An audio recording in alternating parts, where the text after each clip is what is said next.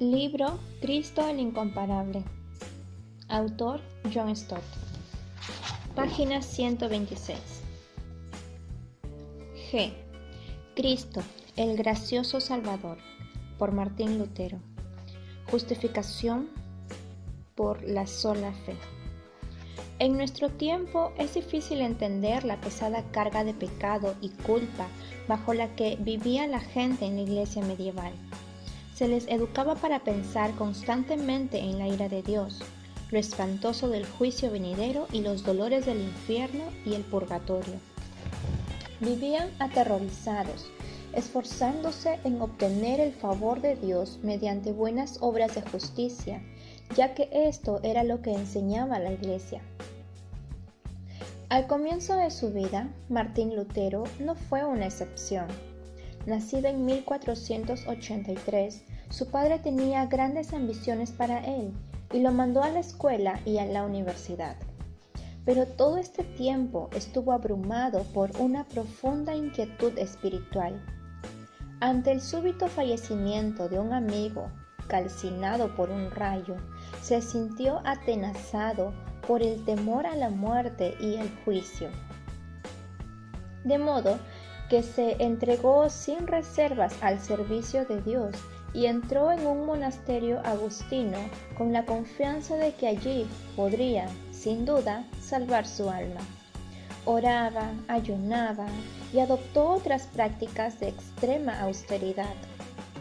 Más adelante, hablando de sí mismo, escribiría: «Era un buen monje. Si alguna vez un monje hubiera podido llegar al cielo mediante sus prácticas, este era mi caso». Su régimen ascético, no obstante, tendía más a aumentar su tormento que a disminuirlo. Se confesaba y hacía penitencia, hizo los votos de castidad, pobreza y obediencia. Se sumergió en sus estudios teológicos. Fue ordenado sacerdote y, poco tiempo más tarde, peregrinó a Roma, donde de rodillas subió los 28 escalones de la Scala Sancta. Sin embargo, todo aquello no sirvió de nada. Progresivamente llegó a un estado de total desilusión con la Iglesia, convencido de que ésta había perdido las llaves del reino. En 1512, Lutero se convirtió en profesor de Biblia de la Universidad de Wittenberg. Al comienzo, sus dudas y temores persistieron. Se propuso aplacar a Dios, pero no podía encontrar paz. Cuando buscaba a Cristo, dijo en una ocasión, creía encontrar al diablo. Esta chocante afirmación revela la falsa imagen de Jesucristo que albergaba debido a la intensidad de su lucha moral. En aquel momento, para él, Cristo estaba airado, no tierno, amenazador, no misericordioso. Era su juez, no su salvador. ¿Dónde podría hallar a un Dios benevolente y perdonador? Este era su angustioso clamor. Ahora Lutero se dirigía a las Escrituras. Como preparación para sus clases universitarias, estudió los Salmos entre 1513 y 1515 y la Epístola a los Romanos entre 1515 y 1516. La oración del Salmo 31:1 le desconcertó: «Líbrame en tu justicia». Y también la afirmación de Romanos 1:17, en el sentido de que la justicia de Dios se revela en el Evangelio. Si la justicia de Dios es su equidad, se preguntaba, ¿cómo puede traer consigo salvación o ser parte del Evangelio? Lutero luchó largamente con esta cuestión, puesto que seguía entendiendo la justicia de Dios esencialmente como su responsabilidad de castigar al impío, y tal cosa no parecía precisamente una buena noticia.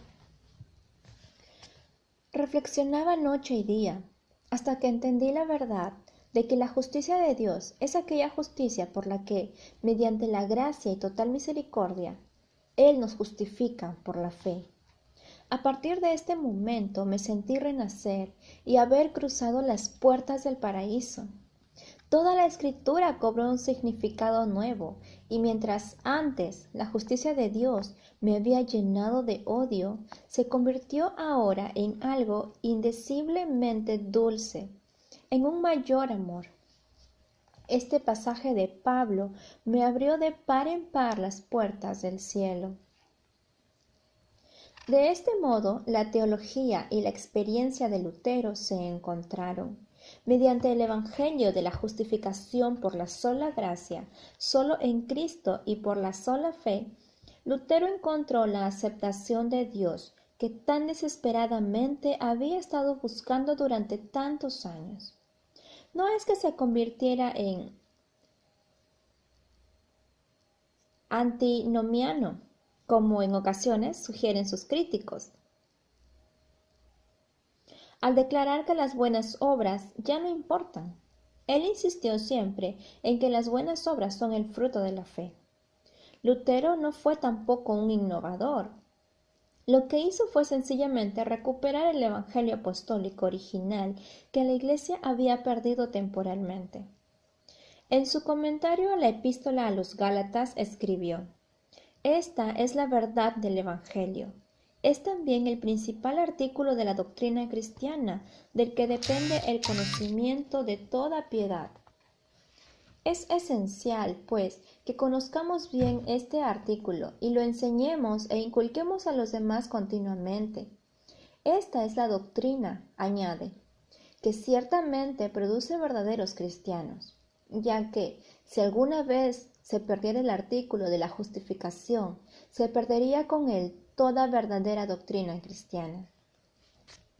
La Iglesia necesita, por tanto, recuperar en cada generación la doctrina de la justificación. Pablo la llamó el Evangelio de la gracia de Dios, Hechos 20:24 y Gálatas 1:6. Y la gracia es el inmerecido y no solicitado amor de Dios. Se expresó en su máximo esplendor en la cruz. Ofrece salvación a los pecadores como un don absolutamente gratuito. No deja, por tanto, lugar para la jactancia humana. Da gloria tan solo a Jesucristo, nuestro gracioso Salvador.